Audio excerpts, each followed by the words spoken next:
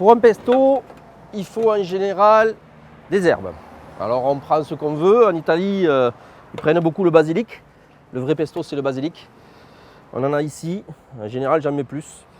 Et nous, on va faire un pesto avec ce qu'on a. Alors, on peut prendre un peu d'origan.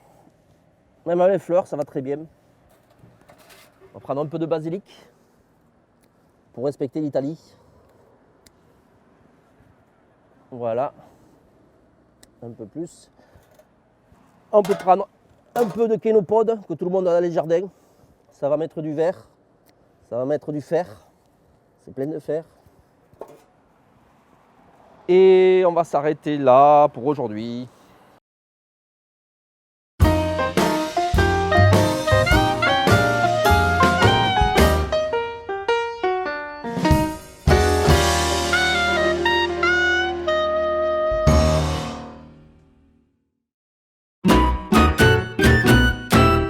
J'ai un beau cadeau des producteurs de Lautrec, de l'ail rose. Et notre recette, donc, ça va être avec de l'ail rose de Lautrec, du label rouge. Voilà des têtes qui passent à le label. Donc, on va d'abord apprendre à éplucher l'ail de façon efficace. On égrène. S'il n'est pas très sec, ça force un peu. Voilà, notre ail rose. Et pour l'éplucher plus vite, on va le mettre à tremper dans de l'eau. Alors, on pourrait mettre de l'eau froide si on a le temps, et on peut l'éplucher demain. Et là, pour activer un petit peu le processus, on va mettre un peu d'eau chaude qui va dilater un peu la peau et nous permettre de plus rapidement l'éplucher. Voilà, un peu d'eau chaude. Et voilà, il est très facile à éplucher. On va éplucher environ 200 g d'ail pour faire un pesto. Ce pesto va nous servir pendant plusieurs semaines. C'est une recette qui nous permet d'avoir de l'ail tous les jours, facilement, dans un petit pot. On met un filet d'huile dessus pour le protéger de l'oxydation. Et tous les jours, on peut tremper dedans sa cuillère, prendre un peu d'ail et nous s'en servir pour nos recettes. Alors pour le pesto, pour un pesto d'ail rose de Lautrec, aux herbes. Donc on partira sur des herbes sauvages, on peut partir sur le basilic, on peut partir sur la sarriette. On fait un pesto en fait avec notre région, donc l'ail et les herbes de notre région. On peut donc mettre l'ail maintenant dans notre mixeur. Alors ça peut être un mixeur, un blender. On fait ce qu'on a à la maison, hein, bien sûr. Donc on prend ce qu'on veut. Ici on a un peu de fenouil, on a un peu donc, de kénopode, un peu d'origan, un peu de basilic et du persil.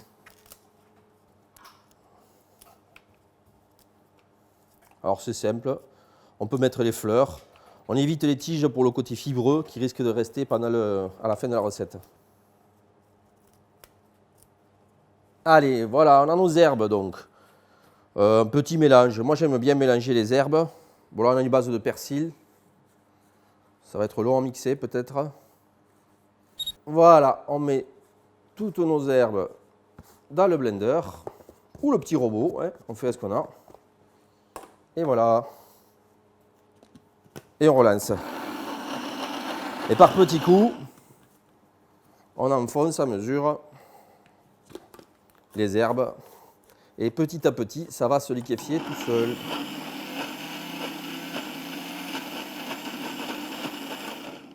Alors le pesto en général, c'est huile, fromage, basilic et ça c'est le pesto italien.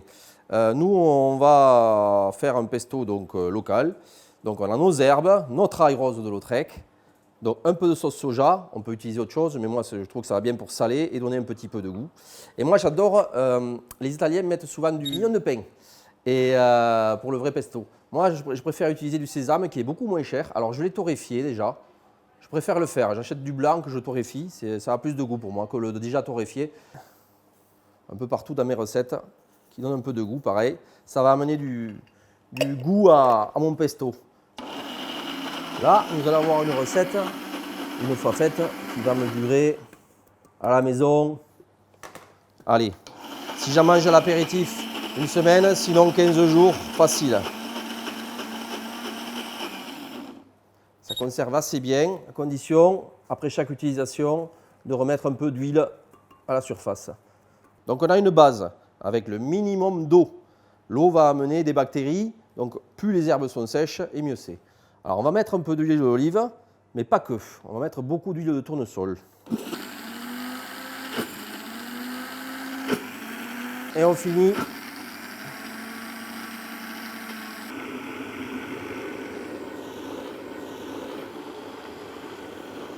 donc on va débarrasser ça dans un petit moule ou un petit pot. Personnellement, je préfère un petit pot style grand-mère. Voilà, la confiture grand-mère, ça va très bien. On finit avec une petite couche d'huile en surface. Voilà, qui va nous permettre une conservation de longue durée. Et voilà notre pot de pesto, prêt à conserver quelques semaines, voire quelques mois au frigo. Et vous l'utilisez comme de la moutarde, à tout moment, vous trempez votre cuillère dedans, vous piochez un peu d'ail et vous refermez, un petit filet d'huile pour pas que ça s'oxyde. Et on peut garder ça des semaines dans son frigo.